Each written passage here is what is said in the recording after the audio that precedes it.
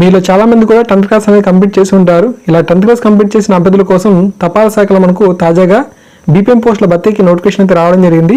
ఈ పోస్ట్ అన్నిటికీ కూడా ఎటువంటి రాత పరీక్ష కానీ ఇంటర్వ్యూ కానీ లేకుండానే కేవలం 10వ తరగతిలో మనం సాధించిన మార్కులను ఆధారంగా చేసుకొని ఈ పోస్టులను భర్తీ చేస్తారు. సో ఇవన్నీ కూడా మనకు కేంద్ర ప్రభుత్వ ఆధ్వర్యంలో ఉంటాయి కాబట్టి ఈ పోస్టులకు ఏ రాష్ట్రంలోని అభ్యర్థులైనా సరే అప్లై చేసుకునేందుకు అవకాశం అయితే ఉంటుంది. ఈ యొక్క తాజాగా మనకు రాజమండ్రి డివిజన్లోని తపాలా శాఖలో ఈ పోస్టులకు నోటిఫికేషన్ రావడం జరిగింది. ఏ ప్రాంతం వారైనా సరే ఈ యొక్క పోస్టులకు దరఖాస్తు చేసుకోవచ్చు. ఈ పోస్టులకు మనం ఆఫ్లైన్ విధానంలో దరఖాస్తు చేయాల్సిన అవసరం అయితే ఉంటుంది. అందువల్ల ఏంటంటే మీకు ఒక అప్లికేషన్ ఫామ్ కూడా ఇస్తాను. ఆ యొక్క అప్లికేషన్ ఫామ్ని ఫిల్అప్ అనేది చేసి అందులో మనకు సూచించిన సర్టిఫికేట్స్ అన్నిటి కూడా జెరాక్స్ కాపీస్ని మీరు సెండ్ అనేది చేయాల్సిన అవసరం అయితే ఉంటుంది. అది ఏ విధంగా చేయాలని కూడా మీకు పూర్తిగా వివరణ అయితే ఇవ్వడం జరుగుతుంది. దయచేసి వీడియోని స్కిప్ చేయకుండా వీడియోని చివరకు చూడండి. ఖచ్చితంగా మీ యొక్క ప్రతి ఫ్రెండ్కి కూడా ఈ ఇన్ఫర్మేషన్ అయితే తెలియచేయండి. ఓకేనా? సో ముందుగా మనం చూసినట్లయితే ఈ యొక్క బ్రాంచ్ ఆఫీస్ పేరు అయితే ఉంది, మండలం ఉంది, కేటగిరీ అంటే మనకు ఆ యొక్క పోస్ట్ అనేది ఏ కేటగిరీ అభ్యర్థులకు సంబంధించింది అనేది ఉంది. నోటిఫికేషన్ అనేది ఎప్పుడు జారీ చేశారనే తేదీ ఉంది. దరఖాస్తు చేరవలసిన ఆఖరి తేదీ కూడా ఉంది. నోటిఫికేషన్ అనేది మనకు 15/4/2019 అయితే రిలీజ్ అయింది. ఓకే, సో దరఖాస్తు చేరవలసిన ఆఖరి తేదీ చూసినట్లయితే 15/5/2019. దాదాపు మనకు 4 రోజులు గడువు అయితే ఇచ్చారు కాబట్టి ఖచ్చితంగా ఈ ఇన్ఫర్మేషన్ని ప్రతి ఒక్క ఫ్రెండ్కి తెలియజేయండి. ఈ యొక్క పోస్టులో మనకు అన్రిజర్వ్డ్ కేటగిరీ అంటే మీరు ఏ కేటగిరీ అభ్యర్థి అయినా సరే ఈ యొక్క పోస్ట్కి అప్లై చేసుకోవచ్చు. ఎస్సీ కానీ, ఎస్టీ కానీ, ఓసీ కానీ, బీసీ అభ్యర్థి అయినా సరే ఈ యొక్క అన్రిజర్వ్డ్ కేటగిరీ పోస్ట్కి అప్లై చేసుకోవచ్చు. ఓబీసీ పోస్టులకు అయితే ఓబీసీ వారైతే అప్లై చేసుకోవాల్సిన అవసరం అయితే ఉంటుంది. ఎస్సీ అయితే మీరు ఎస్సీ పోస్ట్కి అయితే అప్లై చేసుకోవచ్చు. ఎస్టీ క్యాండిడేట్ అయితే ఆ యొక్క ఎస్టీ అభ్యర్థులే అప్లై చేసుకోవాలి. అలాగే ఈడబ్ల్యూఎస్ సంబంధించి ఒక పోస్ట్ కూడా ఉండడం జరిగింది. ఓకేనా? ఆ యొక్క అభ్యర్థులే వాటికి దరఖాస్తు చేసుకుంటే ఖచ్చితంగా ఆ యొక్క కేటగిరీ అభ్యర్థుల చేత వాటిని ఫిల్ చేస్తారు. బట్ అన్రిజర్వ్డ్ కేటగిరీ పోస్ట్కి మాత్రం ఎవరైనా సరే దరఖాస్తు చేసుకోవచ్చు. ఓకేనా? ముందుగా మనం చూస్తే చదలవాడ బ్రాంచ్ పోస్ట్ ఆఫీస్ అనేది ఉండడం జరిగింది. అక్కడ మనకు బీపీఎం పోస్ట్ అయితే ఖాళీగా ఉందంట. ఇది మనకు నెల్లిపాక సబ్ పోస్ట్ ఆఫీస్లో ఉంది. ఇది మనకు అన్రిజర్వ్డ్ కేటగిరీ చింతూరు మండలం అనమాట. తర్వాత కన్నాయిగూడెం బ్రాంచ్ పోస్ట్ ఆఫీస్ అయితే ఉంది. ఇది కూడా మనకు నెల్లిపాక సబ్ పోస్ట్ ఆఫీస్ పరిధిలో ఉండడం జరిగింది. ఇది కూడా ఎటపాక మండలం. ఓకే, తర్వాత జీ కొత్తగూడెం సంబంధించి బ్రాంచ్ పోస్ట్ ఆఫీస్లో బీపీఎం పోస్ట్ ఖాళీగా ఉంది. ఇది కూడా మనకు నెల్లిపాక సబ్ పోస్ట్ ఆఫీస్ అనమాట. ఓకే, ఎటపాక మండలం. ఓకే, ఇది కూడా మనకు అన్రిజర్వ్డ్ కేటగిరీకి సంబంధించిన పోస్ట్ ఎవరైనా సరే అప్లై చేసుకోవచ్చు. తర్వాత కరకగూడెం బ్రాంచ్ పోస్ట్ ఆఫీస్ అనమాట. సో అందులో కూడా బీపీఎం పోస్ట్ ఖాళీగా ఉంది. సో ఇది మనకు తోటపల్లి సబ్ పోస్ట్ ఆఫీస్ పరిధిలో ఉండడం జరుగుతుంది, కోనవరం మండలం. ఇది ఎస్సీ అభ్యర్థుల దరఖాస్తు చేసుకుంటే ఆ యొక్క అభ్యర్థుల చేత భర్తీ అనేది చేస్తారు. ఓకే, తర్వాత మనకు లింగాపురం బ్రాంచ్ పోస్ట్ ఆఫీస్ నందు కూడా పోస్ట్ అనేది ఉంది. కోనవరం సబ్ పోస్ట్ ఆఫీస్ పరిధిలో ఉందన్నమాట. సో ఈ యొక్క కోనవరం మండలంలో అన్రిజర్వ్డ్ కేటగిరీకి సంబంధించిన పోస్ట్. ఈ యొక్క పోస్ట్కి ఎవరైనా సరే ఏ కేటగిరీ అభ్యర్థులైనా సరే దరఖాస్తు అనేది చేసుకోవచ్చు. తర్వాత నల్లకుంట సబ్ పోస్ట్ ఆఫీస్ సంబంధించి బీపీఎం పోస్ట్ ఖాళీగా ఉంది. తోటపల్లి సబ్ పోస్ట్ ఆఫీస్ అనమాట, ఎటపాక మండలం. ఇది మనకు ఎస్టీ అభ్యర్థికి సంబంధించిన కేటగిరీ పోస్టు. ఎవరైనా సరే ఎస్టీ అభ్యర్థులు ఉంటే వీటికి దరఖాస్తు అనేది చేసుకోండి. ఓకేనా? మనకు సెకండ్ సంఖ్యలో మనకి ఏంటంటే ఓబీసీ సంబంధించిన పోస్ట్ అనమాట. ఆ యొక్క సెకండ్ సంబంధించి మాత్రం ఓబీసీ అభ్యర్థులు ఎవరైనా సరే దరఖాస్తు అనేది చేసుకోండి. ఓకే, అండ్ తర్వాత రామగోపాలపురం బ్రాంచ్ పోస్ట్ ఆఫీస్ నందు కూడా ఈ బీపీఎం పోస్ట్ అనేది ఖాళీగా ఉంది. ఇది నెల్లిపాక సబ్ పోస్ట్ ఆఫీస్ అనమాట, ఎటపాక మండలం. ఇది కూడా మనకు అన్రిజర్వ్డ్ కేటగిరీ. ఏ కేటగిరీ అభ్యర్థి అయినా సరే మనం దరఖాస్తు చేసుకోవచ్చు. తర్వాత రామవరం బ్రాంచ్ పోస్ట్ ఆఫీస్ అనమాట. సో ఇది కూడా మనకు Nellipaka sub post office, Chintoor మండలం. ఓబీసీ క్యాండిడేట్స్ అనేది దరఖాస్తు చేసుకోవాలి.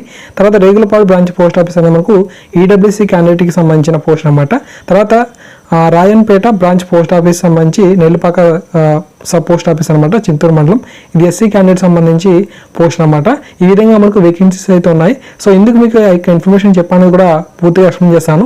మీరు దరఖాస్తు చేసేటప్పుడు ఖచ్చితంగా మీరు ఏ బ్రాంచ్ ఆఫీస్ సంబంధించిన పోస్ట్కి అప్లై చేస్తున్నారు, దాని యొక్క సబ్ పోస్ట్ ఆఫీస్ ఉంది కదా, ఆ యొక్క నేమ్ కూడా మీరు ఎంటర్ అనేది చేయాలి ఆన్లైన్ అప్లికేషన్లో. ఓకేనా? ఈ యొక్క ఇన్ఫర్మేషన్ కొంచెం జాగ్రత్తగా చూడండి. ఎస్ఎస్సికి సంబంధించి ఎవరైతే మనకు 18 ఏళ్ళు అయితే నిండిపోయి ఉంటారో ఆ యొక్క అభ్యర్థులందరూ కూడా ఈ యొక్క పోస్ట్ అనేది దరఖాస్తు చేసుకోవాలి. అంతేకాకుండా మనకు కంప్యూటర్ పరిజ్ఞానం కూడా తప్పనిసరి అంటున్నారు. మీరు కంప్యూటర్ పరిజ్ఞానం సంబంధించి ఏమైనా సరే శిక్షణ కేంద్రాల్లో 60 days సంబంధించిన సర్టిఫికేట్ ఉంటే మనం ఆ యొక్క 10th క్లాస్ సర్టిఫికేట్తో పాటుగా ఈ యొక్క కంప్యూటర్ సర్టిఫికేట్ని కూడా జడ్జ్ చేయాలని చెప్పి కూడా వీరైతే ఇన్ఫర్మేషన్ ఇవ్వడం జరిగింది. అభ్యర్థులు తమ యొక్క దరఖాస్తును కూడా Shri CH Suryanarayana superintendent of post office Rajahmundry division రాజమండ్రికి సంబంధించి 533101 వారికి రిజిస్టర్ లేదా స్పీడ్ పోస్ట్లో మాత్రమే ఈ యొక్క అప్లికేషన్ అయితే పంపించాలని చెప్పి అంటున్నారు. ఓకేనా ఫ్రెండ్స్, ఈ విధంగా మనకి ఇన్ఫర్మేషన్ అయితే రావడం జరిగింది. మీరు ఏ యొక్క పోస్ట్కి అయితే అప్లై చేస్తున్నారో ఆ యొక్క డీటెయిల్స్ని కూడా మనం ఫిల్ అని చేసి వాటితో పాటుగా మన యొక్క సర్టిఫికేట్స్ని కూడా జెరాక్స్ కాపీస్ని అటాచ్ అని చేసి ఆ యొక్క అడ్రస్కి మనం ఆఫ్లైన్ విధానంలో స్పీడ్ పోస్ట్ లేదా రిజిస్టర్ పోస్ట్ ద్వారా పంపించాలన్నమాట. అయితే చూడండి ఫ్రెండ్స్, మనకు ఇక్కడ ఈ 10 వేకెన్సీస్ సంబంధించి కూడా నోటిఫికేషన్ కూడా మనకు అందుబాటులోకి అయితే రావడం జరిగింది. ఇక్కడ మీ స్క్రీన్ మీద చూడవచ్చు. ఇది మనకు చదరవాడ బీఓకి సంబంధించి జీడీఎస్ బీపీఎంకి సంబంధించిన నోటిఫికేషన్ అనమాట. ఇదే తరహాలో మనకు ఇంకా 9 వేకెన్సీస్ కూడా ఇలా నోటిఫికేషన్ అయితే ఉంటుంది. ఇక్కడ స్మాల్ చేంజ్ ఏంటంటే ఇక్కడ మనకు నేమ్ ఆఫ్ ది పోస్ట్ దగ్గర ఈ నేమ్ అయితే మారుతుంది అనమాట. ఓకేనా. అప్లికేషన్ ఫామ్ కూడా అందుబాటులోకి అయితే రావడం జరిగింది. సో 2 days బ్యాక్ ఒక వీడియో అయితే చేశాను. ఆ వీడియోకి సంబంధించి కొంచెం బ్లర్గా అయితే మనకు అప్లికేషన్ అయితే ఉంది. దాన్ని మీరు ప్రింట్ అనేది తీసుకోకండి. ఇప్పుడు మీకు ఇంకొక ఫామ్ అనేది ఇస్తాను. అది మీరు ప్రింట్ అవుట్ తీసుకొని మీరు డైరెక్ట్గా ఫిల్ అనేది చేసి అప్లికేషన్ ఫామ్తో పాటుగా మీరు మీ యొక్క సర్టిఫికేట్స్ని కూడా జడ్జ్ చేసి వారికి సెండ్ చేస్తే సరిపోతుంది అనమాట. వీడియో స్కిప్ చేయకుండా చూడండి. ఓకేనా. ఇక్కడ మేము చూసినట్లయితే 15/5/2019 లోపే ఈ అప్లికేషన్స్ అన్నింటిని కూడా మనం పంపించాల్సిన అవసరం అయితే ఉంటుంది. మీరు అన్రిజర్వ్డ్ కేటగిరీకి సంబంధించి ఎన్ని పోస్టులు ఉంటే అన్నిటికీ కూడా అప్లై అనేది చేసుకోవచ్చు. కానీ మీరు రిజిస్టర్ పోస్ట్ కానీ స్పీడ్ పోస్ట్ ద్వారానే ఆఫ్లైన్ విధానంలో ఆ యొక్క అడ్రస్కి మనం సెండ్ అనేది చేయాల్సిన అవసరం అయితే ఉంటుంది. ఓకేనా. మీరు 4 పోస్టులకి అర్హత ఉంది కదా అని చెప్పి ఒకే స్పీడ్ పోస్ట్లో 4 అప్లికేషన్స్ని కూడా మనం సెండ్ అంటే ఒకే 4 అప్లికేషన్ని కూడా ఒకే దగ్గర పెట్టేసి మనం సెండ్ అనేది చేయకూడదు అనమాట. మీరు 4 పోస్టులకి ఎలిజిబుల్ ఉంటే 4 స్పీడ్ పోస్టులు లేదా 4 రిజిస్టర్ పోస్ట్ ద్వారా మనం ఆ యొక్క జాబ్స్కి అనేది సెండ్ అనేది చేయాల్సిన అవసరం అయితే ఉంటుంది. ఈ యొక్క విషయాన్ని అయితే గుర్తుంచుకోండి. జాబ్ ప్రొఫైల్ మనం చూసినట్లయితే తపాలా శాఖకు సంబంధించిన సేవలన్నింటి కూడా గ్రామీణ ప్రాంతాల్లో ఉన్న ప్రజలందరికీ కూడా చేరువ చేసేలాగా వర్క్ అనేది చేయాల్సిన అవసరం అయితే ఉంటుంది. అంతేకాకుండా తాజాగా మనకు ఐపీపీబీకి సంబంధించి కూడా తపాలా శాఖలో మనకి ఏంటంటే వర్క్ అనేది ఉంది. సో దాన్ని కూడా మీరు చేయాల్సిన అవసరం అయితే ఉంటుంది. సో అచ్చం మనకు బ్యాంకింగ్ వ్యవస్థ ఎలాగ ఉంటుందో అదే తరహాలో మనకు ఈ యొక్క పోస్టల్ డిపార్ట్మెంట్లో మనం వర్క్ అనేది కూడా చేయాల్సిన అవసరం అయితే ఉంటుంది అనమాట. అయితే మనం గ్రామీణ ప్రాంతంలో మనకు ఒక పోస్ట్ ఆఫీస్ అనేది ఇవ్వడం జరుగుతుంది. తను మనం బీఓ అంటాము. ఆ యొక్క బీఓలో మనం వర్క్ అనేది చేయాల్సిన అవసరం అయితే ఉంటుంది. ప్రజలందరి దగ్గర మనం అమౌంట్ అనేది కలెక్ట్ చేసుకుంటాం. అంటే మనం వారు సేవింగ్స్ బ్యాంక్ అకౌంట్ ద్వారా అమౌంట్ వేసుకోవడం కానీ విత్డ్రా చేసుకోవడం కానీ అండ్ అంతేకాకుండా మనకు సర్వశిక్ష అభియాన్కి సంబంధించి ఎన్ఆర్జీఎస్ పేమెంట్లు అనేవి మరికొన్ని ప్లేసెస్లో ఇస్తూ ఉంటారు. సో ఈ విధంగా మనకు చాలా వర్క్ అనేది చేయాల్సిన అవసరం అయితే ఉంటుంది. దాంట్లో ఇన్ఫర్మేషన్ అనేది ఈ యొక్క నోటిఫికేషన్ డౌన్ చేసుకుంటే మీకు అవగాహన అనేది కలుగుతుంది. ఓకేనా. అండ్ తర్వాత మనకు ఈ యొక్క పోస్ట్ అనేది కూడా కేవలం 10వ తరగతి అర్హత. ఓకే. కేవలం 10వ తరగతిలో మనకు ఎటువంటి ఇంటర్వ్యూ కానీ లేదంటే ఎటువంటి రాత పరీక్ష అనేది లేకుండానే మన యొక్క మార్కులను ఆధారంగా చేసుకొని ఈ యొక్క జాబ్స్ అనేది ఫిల్ చేస్తారు.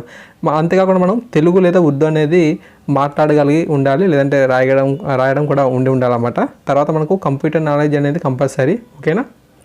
అయితే చూడండి, ఇక్కడ మనకు 60 days సంబంధించి సర్టిఫికేట్ అనేది అడగడం జరిగింది. అయితే మీరు సర్టిఫికేట్ అనేది లేకపోయినట్లయితే మీ యొక్క హైయర్ ఎడ్యుకేషన్లో డిగ్రీలో కానీ లేదంటే పాలిటెక్నిక్ కానీ ఎక్కడైనా సరే మనకు ఈ కంప్యూటర్ సంబంధించి ఒక సబ్జెక్ట్ కనుక ప్రధానంగా ఉంది అనుకోండి. ఇప్పుడు మనం అంటే ఇంటర్మీడియట్లో ఎంపీసీలో మ్యాథ్స్ ఎలా కంపల్సరీగా ఉంటుందో అలాగే మీరు బీఎస్సీ కంప్యూటర్స్లో చేసినప్పుడు కంప్యూటర్ అనేది ఒక ప్రధానంగా ఒక సబ్జెక్ట్గా ఉందనుకోండి, ఆ యొక్క సర్టిఫికేట్ని కూడా వీరు వ్యాలిడ్ అనేది చేస్తారన్నమాట. ఓకేనా. సో వారు దాన్ని కూడా పరిగణలోకి తీసుకుంటారు. అప్పుడు మీకు జాబ్ అనేది ఇవ్వడం జరుగుతుంది. ఓకే. ప్రత్యేకంగా మనకు కోర్స్ అనేది లేకపోయినప్పటికీ కూడా మన యొక్క ఎడ్యుకేషన్లో ఉన్నట్లయితే కంప్యూటర్ సంబంధించి ఒక సబ్జెక్ట్ అనేది వారు పరిగణలోకి తీసుకొని మనకి ఈ యొక్క జాబ్ కూడా ఇవ్వడం అయితే జరుగుతుంది. ఓకేనా.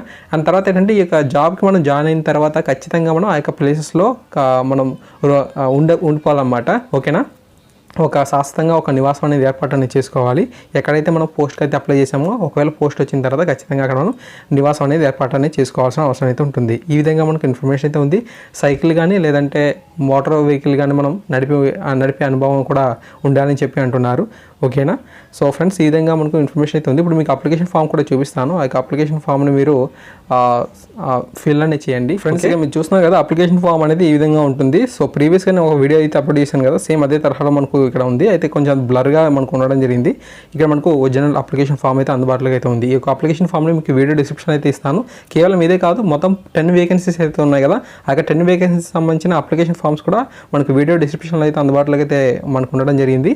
సో పోస్టల్ డిపార్ట్మెంట్లో వర్క్ చేసిన మనకు కొంతమంది సబ్స్క్రైబర్స్ ద్వారా మనకి ఇవి లభించడం అయితే జరిగిందన్నమాట.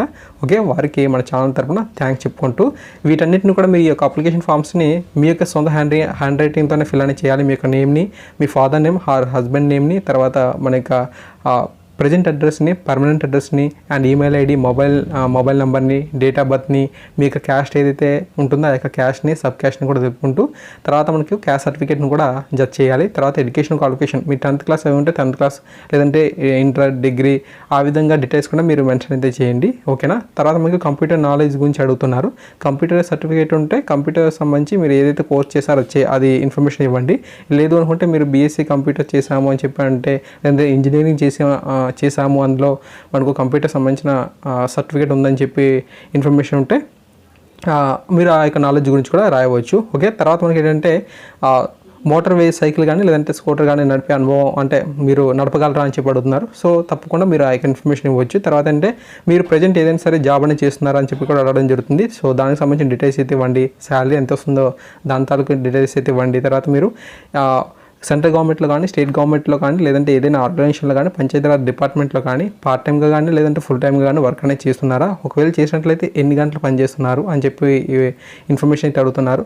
అంతేకాకుండా మరి ఎంప్లాయీగా ఉంటే నో అబ్జెక్షన్ సర్టిఫికేట్ అంటే ఎన్ఓసి అనేది అందుబాటులో అయితే ఉంటే దాన్ని కూడా అటాచ్ అనేది చేయండి. ఓకేనా. తర్వాత మనకి విజిలెన్స్ సర్టిఫికేట్ కూడా అడగడం జరుగుతుంది. అపాయింటింగ్ అథారిటీ నుంచి విజిలెన్స్ సర్టిఫికేట్ కూడా అడుగుతున్నారు. ఓకే. అండ్ తర్వాత state of passing 10th class అని చెప్పి అడగడం జరుగుతుంది. మీ 10వ తరగతిలో వచ్చిన మార్కులని తెలపవచ్చు. గ్రేడ్స్ అయితే గ్రేడ్స్ని కూడా ఇన్ఫర్మేషన్ ఇవ్వచ్చు. బోర్డు అడుగుతున్నారు. మీరు ఎస్ఎస్సి బోర్డుకి సంబంధించి అంటే కొంతమంది మనకు స్టేట్కి సంబంధించిన సిలబస్ అవుతారు, మరికొంతమంది సిబిఎస్ఈ సిలబస్ అవుతారు. ఆ విధంగా మనకు బోర్డ్స్ అనేవి వేరే ఉంటాయి. కొంతమంది ఓపెన్లో 10th క్లాస్ కడతారు. సో ఆ విధంగా కూడా మనకు బోర్డ్స్ అనేవి డిఫరెంట్గా ఉంటాయి కాబట్టి ఆ యొక్క బోర్డ్స్ తాలూకు ఇన్ఫర్మేషన్ కూడా ఇవ్వండి. 10th క్లాస్ సర్టిఫికేట్ నెంబర్ అయితే ఇవ్వండి. తర్వాత మీరు ఫస్ట్ అటెంప్ట్లో పాస్ అయ్యారా, లేదా కంపార్ట్మెంట్లో పాస్ అయ్యారా, సప్లిమెంటరీలో ట్రయల్లో పాస్ అయ్యారా కూడా తెలపండి. మీ యొక్క 10th క్లాస్లో సర్టిఫికేట్లో మనకు మ్యాథమెటిక్స్ మరియు ఇంగ్లీష్ అయితే ఉన్నాయా అని చెప్పి కూడా అడగడం జరుగుతుంది. ఓకేనా. తర్వాత మీకు ఈ యొక్క లోకల్ లాంగ్వేజ్ అయినా తెలుగు లేదా ఉర్దూ అనేది మనకు ఉందా అని చెప్పి కూడా అంటే మీకు వచ్చా అని చెప్పి కూడా అడగడం జరుగుతున్నారు అన్నమాట. ఓకేనా. తర్వాత ఏంటంటే 16th పాయింట్ అనేది చాలా మెయిన్ ఇంపార్టెంట్. ఒకవేళ మీరు జాబ్ వచ్చిన తర్వాత ఆ యొక్క జాబ్ వచ్చిన ప్లేస్లోనే మీరు అక్కడ శాస్త్రంగా మనం ఒక నివాసం అనేది ఏర్పాటు చేసుకోవాలి. ఎంతవరకు జాబ్ చేస్తే అంతవరకు కూడా మనం ఆ యొక్క ప్లేస్లో ఒక నివాసం అనేది ఏర్పాటు చేసుకోవాలని చెప్పి అడుగుతున్నారు. దానికి సంబంధించిన ఇన్ఫర్మేషన్ కూడా మీరు తెలపవచ్చు. తర్వాత మీరు ఎల్ఐసిలో కానీ లేదంటే ఎక్కడైనా సరే మనకు వర్క్ అనేది ఒక ఏజెంట్గా చేస్తున్నారని చెప్పి అడగడం జరుగుతుంది. ఓకే. ఎటువంటి ఫైనాన్స్ కంపెనీలో సరే ఏజెంట్గా వర్క్ అని చేస్తున్నారని చెప్పి అడుగుతున్నారు. ఎస్ అయితే ఎస్ అని చెప్పి డీటెయిల్స్ అయితే ఇవ్వండి. లేదనుకుంటే నో అని చెప్పి ఇచ్చేయండి. లేదంటే ఖాళీ బాక్స్లో అయితే ఉంచేసినా పర్వాలేదు. ఓకే. తర్వాత మీరు ఈ యొక్క జాబ్ సంబంధించి ఎటువంటి సర్టిఫికేట్స్ అయితే సబ్మిట్ అయితే చేస్తున్నారో వాటి తాలూకు డీటెయిల్స్ అయితే ఇవ్వాల్సిన అవసరం అయితే ఉంటుంది. 10th క్లాస్ సర్టిఫికేట్ ఇవ్వండి, కంప్యూటర్ సర్టిఫికేట్ ఇవ్వండి, క్యాస్ట్ సర్టిఫికేట్ ఇవ్వండి. ఓకేనా. తర్వాత ఇన్కమ్ సర్టిఫికేట్ ఉంటే ఇన్కమ్ సర్టిఫికేట్ ఇవ్వండి. ఈడబ్ల్యూఎస్ సర్టిఫికేట్ ఉంటుంది మనకు ఒక పోస్ట్ ఉంది కదా ఈడబ్ల్యూఎస్ సంబంధించి ఆ యొక్క పోస్ట్ ఇవ్వండి. ఓబీసీ సంబంధించిన సర్టిఫికేట్ ఉంటే అది కూడా మెన్షన్ చేయండి. ఓకేనా. సో ఈ విధంగా మనకు ఇన్ఫర్మేషన్ అయితే ఉంది. సో కంప్యూటర్ సర్టిఫికేట్ కూడా అందుబాటులో ఉంటే వాటి తాలూకు డీటెయిల్స్ కూడా ఇవ్వండి. అండ్ అంతేకాకుండా ఆ యొక్క సర్టిఫికేట్స్ అన్నింటిలో కూడా మనకు డేట్ అయితే ఉంటాయి.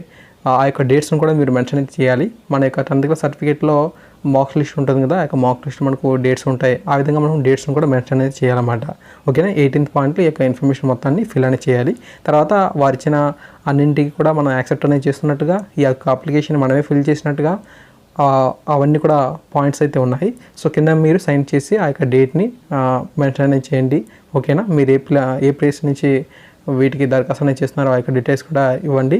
ఈ విధంగా మనం ఈ అప్లికేషన్ని రిజిస్టర్ మరియు స్పీడ్ పోస్ట్ ద్వారా పంపించాల్సిన అవసరం అయితే ఉంటుంది. మీరు 4 పోస్టులకు అప్లై చేస్తే 4 పోస్ట్ సంబంధించి 4 స్పీడ్ పోస్టులు లేదంటే 4 రిజిస్టర్ పోస్టుల ద్వారా పంపించాలి. 15/5/2019 లోపే వీటికి సెండ్ అనేది చేయాల్సిన అవసరం అయితే ఉంటుంది. ఖచ్చితంగా కేవలం 10th క్లాస్ విద్యార్థితో ఈ యొక్క పోస్టును భర్తీ చేస్తున్నారు కాబట్టి మీరు మీ ప్రతిఫండికి కూడా తెలియజేయండి. అన్ని ప్రాంతాల వరకు కూడా ఈ యొక్క పోస్ట్కి అప్లై చేసుకునేందుకు అవకాశం అయితే ఉంది. కేవలం ఒకే ప్రాంతానికి సంబంధించి అభ్యర్థులకు మాత్రమే ఈ పోస్ట్కి అప్లై చేసుకునేందుకు అవకాశం ఉంది అని చెప్పి ఎక్కడా కూడా మెన్షన్ అనేది చేయలేదు. ఓకే. సో కావాలంటే మీకు నోటిఫికేషన్ కూడా వీడియో డిస్క్రిప్షన్లో అయితే ఇస్తాను. ఓకేనా. కేవలం ఒకే ప్లేస్ సంబంధించిన అభ్యర్థులు మాత్రమే దరఖాస్తు చేయాలని చెప్పి ఎక్కడ మెన్షన్ చేయలేదు. ఇవన్నీ కూడా మనకు కేంద్ర ప్రభుత్వ ఆధ్వర్యంలో నడిపే జాబ్స్ కాబట్టి ఖచ్చితంగా మీరు ఏ ప్రాంతం వారైనా సరే వీటికి ఖచ్చితంగా దరఖాస్తు చేసుకునేందుకు అవకాశం అయితే ఉంది. ఓకేనా. కావాలంటే మీరు రాజమండ్రి పరిధిలో ఉన్న ఆఫీసెస్ను కూడా ఒకసారి కాంటాక్ట్ అయితే కూడా మీరు ఇన్ఫర్మేషన్ అయితే తెలుసుకుని వీరికి జాబ్స్కి అప్లై చేసుకోవచ్చు అనమాట. ఈ విధంగా ఇన్ఫర్మేషన్ అయితే ఉంది. Thank you guys. Thanks for watching this video.